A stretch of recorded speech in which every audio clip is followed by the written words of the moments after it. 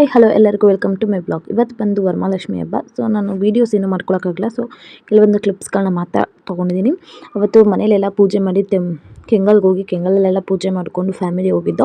So ಪೂಜೆ ಎಲ್ಲ ಮಾಡಿಕೊಂಡು ಅವತ್ತಿನ ವೀಡಿಯೋಸ್ ನಾನು ತೆಗೆಯೋದಕ್ಕಾಗಲಿಲ್ಲ, ಸಾರಿ ಫಾರ್ ದಟ್. ಅದರ ಮಾರನೇ ದಿನ ಅಂದರೆ ಸೋಮವಾರದ ಬ್ಲಾಗ್ ಇದು. ಸೋಮವಾರ ಬಂದು ನಾವು ನಮ್ಮ ಅಜ್ಜಿ ಮನೆ ದೇವರಾದಂತಹ ವೈದ್ಯನಾಥೇಶ್ವರ ಟೆಂಪಲ್ಗೆ ಹೋಗಿದ್ದು. ಫ್ಯಾಮಿಲಿ ಫುಲ್ ಹೋಗಿದ್ದು. ಚಿಕ್ಕ ಅತ್ತೆ ಮಗಳು ನಮ್ಮ ಅಜ್ಜಿಯರು ಇಬ್ಬರು ಎಲ್ಲ ಬಂದಿದ್ದರು. ಸೊ ಎಲ್ಲರೂ ಹೋಗಿ ವೈದ್ಯನಾಥೇಶ್ವರ ಟೆಂಪಲಲ್ಲಿ ಪೂಜೆ ಮಾಡಿಸ್ಕೊಂಡ್ಬಂದು. ಅಲ್ಲಿನ ವಿಶೇಷತೆ ಏನಪ್ಪ ಅಂದರೆ, ನಾನು ಚಿಕ್ಕ ವಯಸ್ಸಿಂದ ನೋಡ್ತಾ ಇರೋವಂಥ ದೇವಸ್ಥಾನ ಅದು.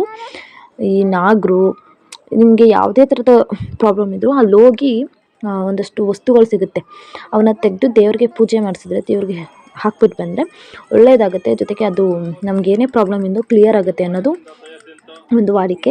ಇಲ್ಲಿ ಬಂದು ಸೋಮವಾರ ಹೊತ್ತು ತುಂಬ ಜನ ಇರ್ತಾರೆ. ಯಾಕಂದರೆ ಈ ದೇವರಿಗೆ ಸೋಮವಾರನೇ ಶ್ರೇಷ್ಠವಾದ ವಾರ.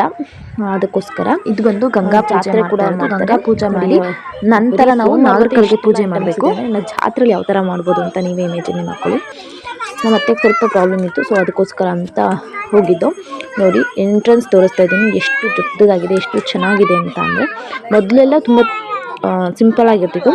ಇವಾಗ ಹೋಗ್ತಾ ಹೋಗ್ತಾ ಕಾಲ ಬದಲಾದಂಗೆ ಅದನ್ನು ಗ್ರ್ಯಾಂಡಾಗಿ ಮಾಡಿದ್ದಾರೆ. ನಿಮಗೂ ದೇವ್ರ ದರ್ಶನ ಮಾಡಿಸೋಣ ಅಂತ ಕೆಲವೊಂದು ಕ್ಲಿಪ್ಸ್ನ ತೊಗೊಳೋದಕ್ಕೆ ನೋಡಿದೆ, ಬಟ್ ಅಲ್ಲಿ ಅವಕಾಶ ಕೊಡಲಿಲ್ಲ.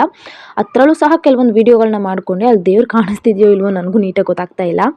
ಯಾಕಂದರೆ ತುಂಬ ರಶ್ ಇದ್ದರು, ತುಂಬ ಅಂದರೆ ತುಂಬ ರಶ್ ಇದ್ದರು. ಆ ರಶ್ ಮಧ್ಯೆ ನಾನು ವೀಡಿಯೋಸ್ ಕೂಡ ಮಾಡ್ಕೊಳಕ್ಕಾಗ್ತಾ ಇಲ್ಲ. ಹಾಗೂ ನಿಮಗೆಲ್ಲ ತೋರಿಸೋಣ ನಮ್ಮ ಅಜ್ಜಿ ಮನೆ ದೇವ್ರನ್ನ ಅಂದ್ಬಿಟ್ಟು ಕೆಲವೊಂದು ವೀಡಿಯೋಗಳನ್ನ ಅಲ್ಲಲ್ಲಿ ತೆಗೆದೋಕ್ಕೆ ಪ್ರಯತ್ನ ಪಟ್ಟಿದ್ದೀನಿ. ನೋಡಿ ದೇವ್ರು ಕಾಣಿಸ್ಲಿಲ್ಲ ಅಂತ ಅಂದ್ಕೊತೀನಿ, ಯಾಕಂದರೆ ಗರ್ಭಗುಡಿ ಸ್ಟ್ರೈಟ್ ಆಗಿತ್ತು. ಅಲ್ಲಿ ಕಾಣಿಸ್ಬೋದು ಅಂತ ತೆಗೆದೆ, ಬಟ್ ಜನಗಳ ರಶ್ ಇದ್ದಿದ್ದರಿಂದ ವೀಡಿಯೋ ಮಾಡ್ಕೊಳ್ಳೋದಕ್ಕಾಗಲಿಲ್ಲ.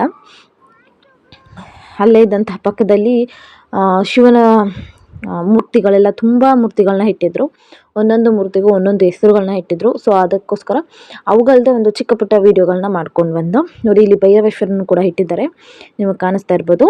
ಸೊ ಹೀಗೆ ಕೆಲವೊಂದು ವೀಡಿಯೋಗಳನ್ನ ಮತ್ತು ಕೆಲವೊಂದು ಫೋಟೋಗಳನ್ನ ಹೊಡ್ಕೊಂಡು ಅಲ್ಲಿಂದ ಹೊರಟು ಊಟ ಪ್ರಸಾದ ಕೂಡ ಅಲ್ಲೇ ಕೊಟ್ಟು ಅದೆಲ್ಲ ಮುಗಿಸ್ಕೊಂಡು ಬಂದು ನೆಕ್ಸ್ಟ್ ಮನೆಗೆ ಬಂದು ವೀಡಿಯೋ ಮಾಡೋದಕ್ಕಾಗಿರಲಿಲ್ಲ. ಸೊ ಅದಕ್ಕೋಸ್ಕರ ನೆಕ್ಸ್ಟ್ ಮುಂದಿನ ನನ್ನ ಮಗಳು ಒಂದು ಗೊಂಬೆ ಕೂಡ ತೊಗೊಂಬಂದಿದ್ದಾಳೆ, ಅದನ್ನು ಫೋಟೋ ಹೊಡ್ಸ್ಕೊಂಡು ಅದರ ನೆಕ್ಸ್ಟ್ ಡೇ ನಾನು ಈವ್ನಿಂಗು ಯಾಕೋ ತುಂಬ ಬೇಜಾರಾಗ್ತಾಯಿತ್ತು ಅಂತ ಅಂದ್ಬಿಟ್ಟು ಸುಮ್ಮನೆ ಅಪ್ಪನ ಹೊರಗಡೆ ಹೋಗೋಣ ಅಂತ ಅಂದೆ. ಸರಿ ಆಯಿತು ಬಪ್ಪ ಅಂದ್ಬಿಟ್ಟು ನಮ್ಮೂರ ಹತ್ರನೇ ಇರೋವಂತಹ ಒಂದು ಬೆಟ್ಟಕ್ಕೆ ಹೋಗಿದ್ದು. ಅಂದರೆ ಕೂಟ್ಕಲ್ ಬೆಟ್ಟ ಅಂತ ಅದರ ಹೆಸರು, ಎಲ್ಲರಿಗೂ ಫೇಮಸ್ ಆಗಿ ಗೊತ್ತಿರ್ಬೋದು. ಆ ಬೆಟ್ಟಕ್ಕೆ ಹೋಗಿದ್ದು.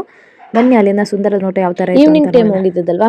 ಸೊ ಕೆಲವೊಂದು ವೀಡಿಯೋಸ್ ತೊಗೊಳ್ಳೋಣ, ತುಂಬ ಚೆನ್ನಾಗಿರುತ್ತೆ ಅಂತ ಕೆಲವೊಂದು ವೀಡಿಯೋಗಳು ಫೋಟೋಸ್ನೆಲ್ಲ ತೊಗೊಂಡು ಇವಾಗ ಅದನ್ನು ನಿಮ್ಮ ಜೊತೆಗೆ ಕೂಡ ಶೇರ್ ಮಾಡ್ತಾಯಿದ್ದೀನಿ. ನೋಡಿ ಎಷ್ಟು ಚೆನ್ನಾಗಿ ಕಾಣಿಸ್ತಾ ಇದೆ ಗೊತ್ತಾ. ಈವ್ನಿಂಗ್ ಆಗಿರೋದ್ರಿಂದ, ಸಂಜೆ ಟೈಮ್ ಆಗಿರೋದ್ರಿಂದ ಮೋಡಗಳು, ಏನೋ ಒಂದು ಪ್ರಶಾಂತತೆ, ಜನನೂ ಕೂಡ ಇರಲಿಲ್ಲ. ತುಂಬ ಕ್ಲಿಯರಾಗಿ ತುಂಬ ಶಾಂತವಾಗಿತ್ತು. ಆರಾಮಾಗಿ ಒಂದು ಅರ್ಧ ಗಂಟೆ 1 ಅವರ್ ಆರಾಮಾಗಿ ಟೈಮ್ ಸ್ಪೆಂಡ್ ಮಾಡ್ಕೊಂಡು ಬಂದು. ಆ್ಯಕ್ಚುಲಿ ಹೇಳ್ಬೇಕಂದ್ರೆ ಇನ್ನೂ ಇರೋಣ ಅನ್ನಿಸ್ತಾ ಇತ್ತು ಅಲ್ಲಿ.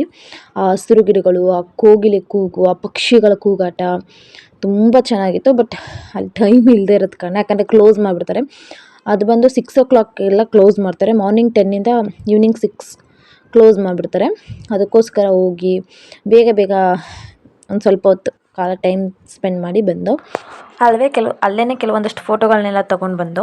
ಅಲ್ಲಿ ಒಂದೇ ಒಂದು ಮಾತ್ರ ನನಗೆ ತುಂಬ ಇಷ್ಟ ಆಯಿತು. ನೀರಿನ ಟ್ಯಾಂಕಿ ಮೇಲೆ ಎಷ್ಟು ಚಂದವಾಗಿ, ಎಷ್ಟು ಚೆನ್ನಾಗಿ ಡಿಸೈನ್ ಮಾಡಿದ್ರು ಗೊತ್ತಾ. ಯಾವುದೋ ಧಾರಾವಾಹಿ ಶೂಟಿಂಗ್ ಅನಿಸುತ್ತೆ, ಅದಕ್ಕೋಸ್ಕರ ಮಾಡಿದರು. ನನ್ನ ಇವತ್ತಿನ ಈ ಮಿನಿ ಬ್ಲಾಗ್ ನಿಮ್ಮೆಲ್ಲರಿಗೂ ಇಷ್ಟ ಆಗಿದೆ ಅನ್ಕೋತೀನಿ. ಇಷ್ಟ ಆಗಿದೆ ಸಬ್ಸ್ಕ್ರೈಬ್ ಮಾಡ್ಕೊಳ್ಳಿ, ಲೈಕ್ ಮಾಡಿ, ಸಪೋರ್ಟ್ ಮಾಡಿ, ಶೇರ್ ಮಾಡಿ. Thank you for watching.